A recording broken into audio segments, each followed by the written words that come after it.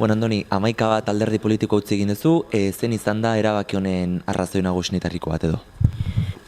Nik uste hausnarketa bat izan dela, orokorrean, pentsatzen genula eta bere momentuan, Eusko Alkartasunan barrun ginela, ikuste genuen Eusko Alkartasunak hartu zuen norabidea, guk ez genula konpartitzen eta zentzu hortan beharra ikusi genuen nolabait modu ordenatu batetan ateratzeko eta zentzu hortan 11 baten sorrera beharrezkoa ikusi genuen. Eta ondorengoak, izan dira pixkat gure artean ezadostasunak bideratu dituztenak, ez zentzu batetan. Ikuste genulako herri honetan eta batez ere abertzaletasunaren barruan, momentu honetan alderdi pilo bat dagoela. Eta garaiotan indar metaketa ezinbestekoa dela batzuen da besteen artean. Eta zentzuik ez daukela jendeari beste aukera bat gehiago ematea. Gainea aukera horiek nabardura txikitan edo sustengatzen dianean, agian zentzu gehiagirik ez dauke. Egia da, hautagai bezala aurkeztu ginela momentu jakin batetan, Itziar eta nik. Baina edozein kasutan pentsatzen genuna zen, nolabait, negoziazio prozesu batetan koalizioa bideratzeko beharrezkoa zen pauso bat izan zitekela. Guain, negoziazioak jundien moduan junda eta ikusten dugunean gelditzen den aukera bakarra dela beste alderdi bat eskaintzak gizarteari aukera bat gehiago jartzea mahai gainean, eta aukera hori diferentziak eta nabardurak dianen, nik uste jendearen gehiengoarentzat oso txikiak, nik uste zentzu handiegirik ez zuela, ez? Beraz, esan daiteke 11 bat sortzeko garaian EAJarekin koalizioa egiteko asmori edo aurreikusita edo pentsatuta zenukatela? Nik uste jende gehienak aurre ikusten zuela, ez? Azken finean, azken urteetan elkarrekin jardun geha lanean leku gehienetan. Eta, atea ginean Eusko Alkartasunatik nik uste besteak beste arrazoi batzuk bat zauden, ez? Baina esan daiteke detonanteetako bat izan zala koalizioaren haustura, ez? Eusko Alkartasunaren aldetik nolabait ezker abertzalera bideo hori eraikitzen juteko. Hau da, EAJarekin egiten izan elkarlana alde batera guztera, ez?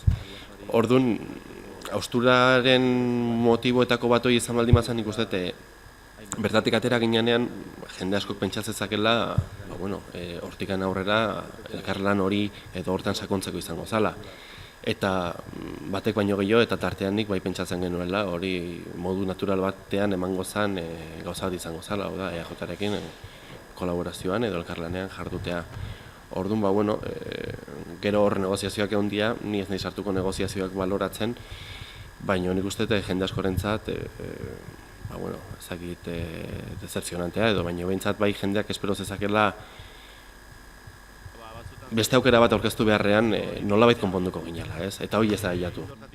Indarrak biltzea ere aipatu diguzu, datozen garaiak ikusita, indarrak batu eta azken urteetan udaletxeko lana elkarbanatu duzuenekin parte hartzeko prest zaudetela ere jakinarazi diguzue.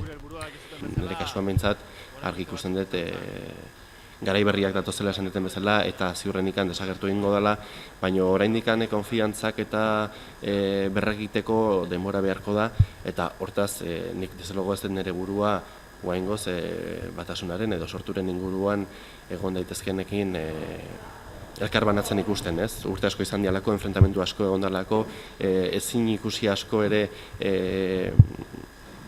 egon dialako tarte hortan, eta orduan logikona, nahiz eta ezberdintasunak eduki, da antzekotasun gehien dauzkezunekin elkarlana bideratzea, eta nik uste ezagutzen gaitu neozeinek, pentsa dezakela ezberdintasun horiek txikienak EAJarekiko dazkegula, ez baino gaina modu natural batetan.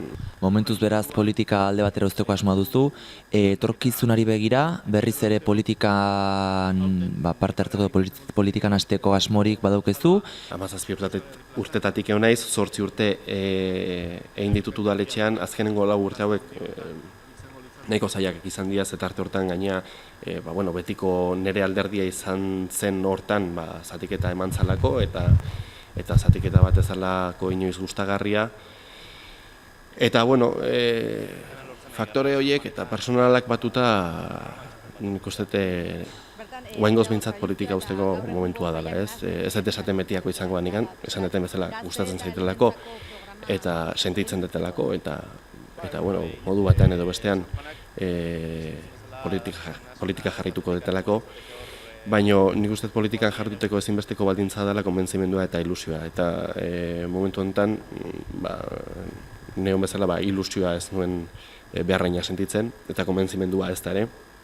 Garai berriak datoz, aldatuko dira gauzak, hortaz nik pentsatzen dut momentu hona dela pixkat perspektibakin gauzak ikusteko, eta behar danean ilusioa eta konbentzimendua baldin badau bueltatzeko.